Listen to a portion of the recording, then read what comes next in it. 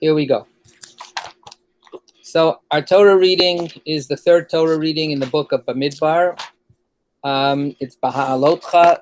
If you have the Eitz Chaim Chumash, it's on page 816 is where it starts, 816.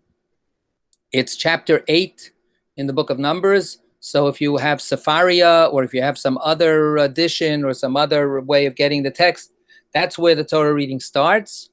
And it's a very, very, what can I say, multifaceted Torah reading. It's got a lot of stuff in it. It goes through into chapter 12. Right, it's through chapter 12. So it's 8, 9, 10, 11, 12. It's a nice chunk of text. And a lot of different things are touched on in today's Torah reading. So if somebody has a particular place that they want to focus on, I'm always willing to invite that. And if there's a default of none, then I'm going to suggest looking at something. Going once, going twice. All right, that's it. You'll had your chance. So it's going to be me. So the Torah reading begins with a very short section about lighting the menorah. We're going to skip that. That's how it gets its name. Beha'alotcha Tanerot, when you light the lights of the menorah. That's spoken to Aaron, the priest. And then there's a long section about the Levites. And the Levites have been the subject of a lot of discussion in the other two Torah readings that we've had from Bamidbar, because this is all about, again, setting up, to use the word I used before, the system. There's a system that encases the society of the children of Israel in the wilderness, and it's important to get this system going, because a little bit into today's Torah reading, at chapter 10, verse 11, the Israelites actually start moving. They are all packed up and ready to go, and they start trekking into the wilderness away from Mount Sinai and toward the Promised Land. So in order to make sure that everybody is part of the community and nobody gets lost and everybody knows where they're supposed to be and there's not total chaos, all of these arrangements over the last couple of weeks have been taking place. And one of the important topics is that there is a class of people who are assigned the job of taking care of the sanctuary. And also, they are, in a certain sense, police officers. They're guards, because they actually have to function as the protectors of the sanctuary from any trespass or violators. If anybody wants to go into the sanctuary when they're not permitted because they're ritually impure and the sanctuary is off bounds to anybody who's ritually impure, it's the job of the Levites to keep them out, to keep them away. So on the one hand, there's a kind of a law enforcement aspect to it. On the other hand, there's a kind of a protection aspect to it, because when the Levites keep you out, they're actually saving your life. Because if you do infringe on the space of the tabernacle when you're not allowed, then you could die. Right? So this is also a kind of a health measure. I don't want to push this too hard, but there's a certain amount of relevance to our own situation, where protecting life means restricting access. We're having all kinds of conversations at shul, and in every shul, and in every place of worship, and in many, all the public, use spaces. What do we do these days with this gradual opening up? What do we do in terms of controlling access? How safe is it to allow people to come in? What kind of numbers maybe do we have to restrict access by? Or what kinds of people, which people should be allowed in and which people should not be allowed in? Do we make it into a rule, or do we make it a suggestion? Do we make conditions for access? You're allowed in, but only if you abide by the following rules. Or do we say, well, we'll let people make their own judgment calls, and people are okay, basically, and they'll be sensible. And there have been decisions throughout the world that have ranged all over the place on the spectrum of super restrictions to no, let's keep it all open and it'll be all right. And these are questions that they are essential to the situation that we're in, and any group that feels responsibility as a group has to confront those questions, has to confront those problems. In this particular case, people who may want to come into the sanctuary, but who are disqualified from coming into the sanctuary, and here we have objective criteria, so it's not as murky as it is for us. If a person has contracted ritual impurity, they've come in contact with death, they're not allowed into the sanctuary. And they may want to come into the sanctuary. That may be exactly the moment they want to come into the sanctuary. They've had a traumatic experience. Some dear one has passed away, and they want to come close. They're not allowed. And it's the Levite's job to actually bar entrance and to arrest them or stop them for their own good. So that's something that is one of the important jobs of the Levites. What I would like to look at, and in part this is a continuation of a discussion we've had because we've talked about the Levites before. If we look at page 818, and that's chapter 8, and well, actually, let's start from 817 from chapter 8, verse 13. It's at the bottom of 817. Okay, you shall place the Levites in attendance. So this is this ceremony of making it official. It's like the swearing in ceremony to make the Levites officially empowered with this job.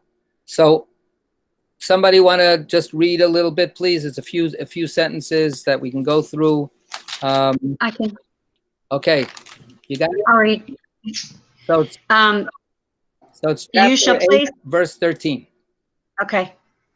I have the JPS Tanakh, just so you know. It's mostly the same translation that we have in the Eitz Chaim. Okay. You shall place the Levites in attendance upon Aaron and his sons and designate them as an elevation offering to the Lord. Thus you shall set the Levites apart from the Israelites, and the Levites shall be mine.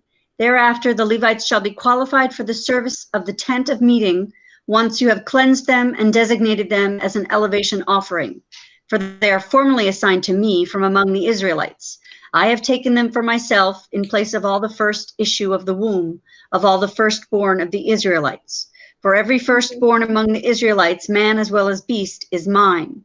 I consecrated them to myself at the time that I smote every firstborn in the land of Egypt. Now I take the Levites instead of every firstborn of the Israelites.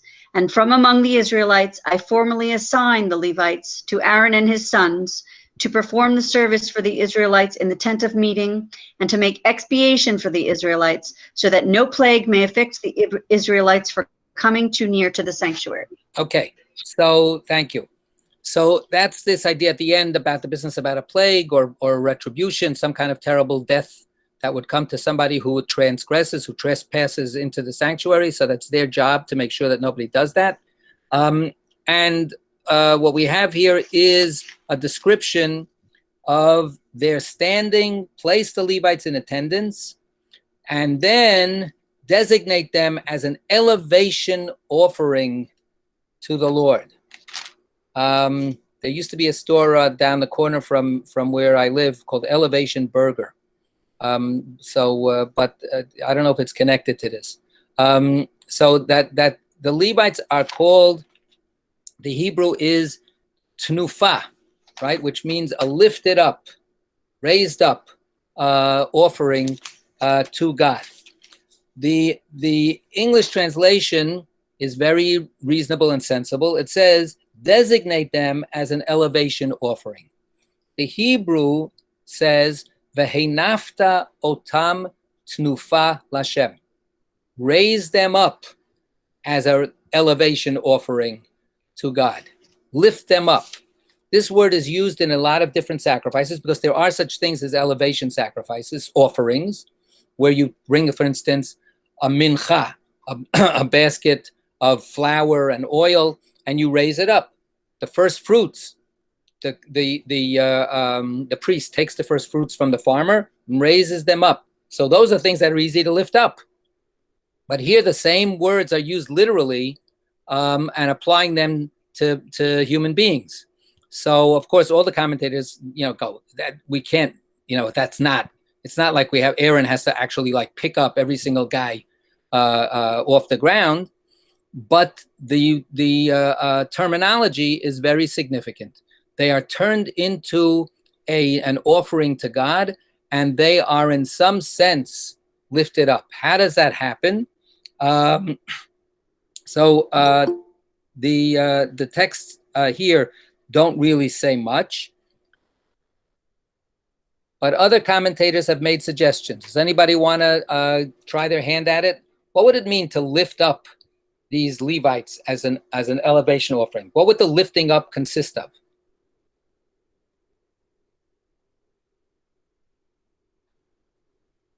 I guess it could be prayers if you lift them up with words and with intentions. I don't know if that sounds too corny. So who's making the prayers, and what's supposed to be done with this prayer?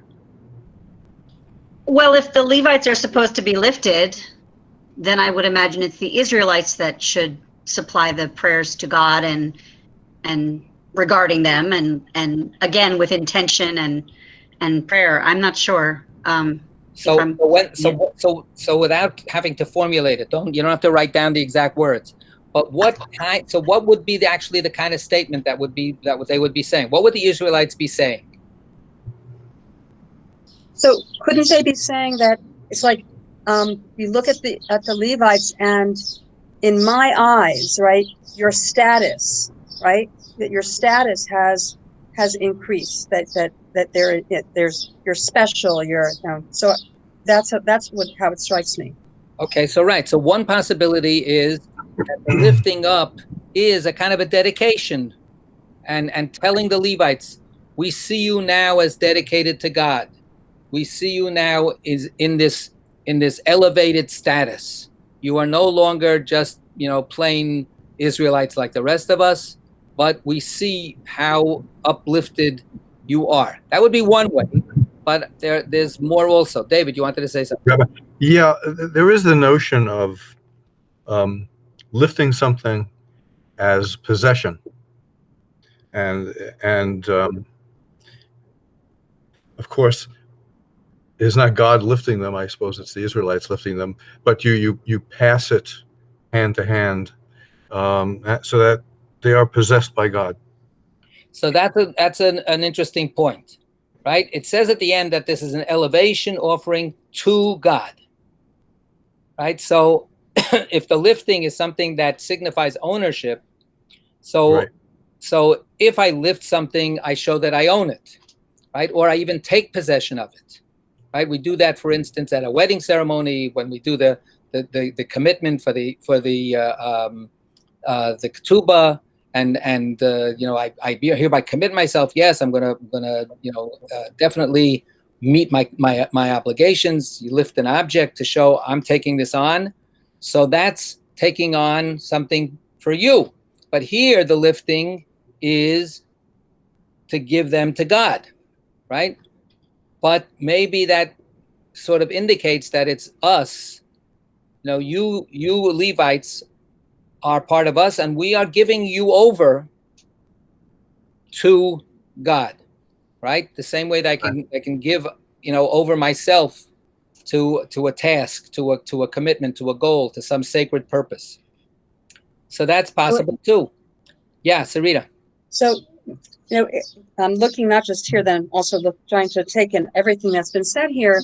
It's sort of for the Levites, it's this very paradoxical position, because in the one hand, people then might be looking, and their status is elevated, so people might see them in a different way now, but also they are like actually a sacrifice, the same way that an animal or a grain would be sacrificed. The bull doesn't have a choice. The first fruits don't have a choice. They don't have a choice. And so, in some sense, they're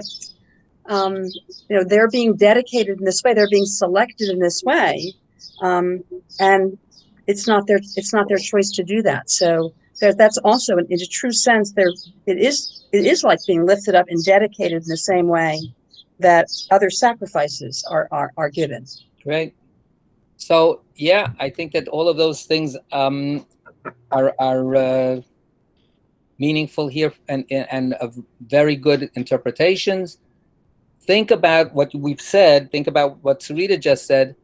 If I were involved in that ceremony as a Levite, how might I feel?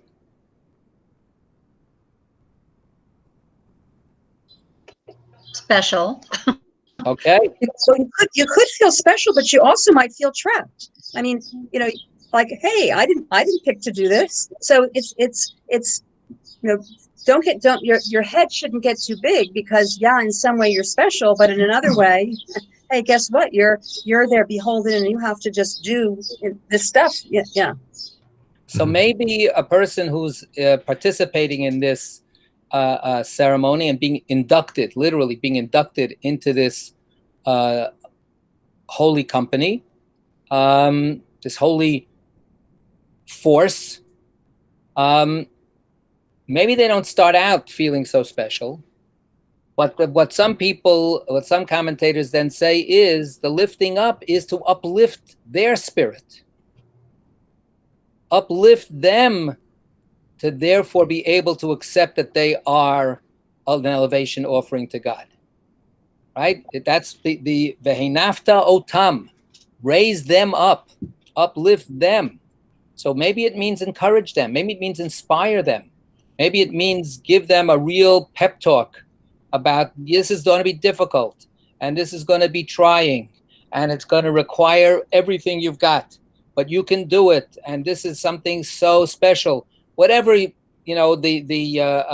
Moses or Aaron could think of at that particular moment, but that may be another way of looking at it, right? Uplift them so that it's they who feel uplifted, and not just that we declare that they have been raised up to another level. Yeah, Lynn. Yeah, I agree with that, and I think that in some sense. Murray, 1 second. Go ahead, Murray, and then Lynn. Okay. I think in a sense that the Levites are the non-commissioned officers, if you will. They are not going to be priests, but they're a little higher in the view of both themselves probably and the community than the average foot soldier.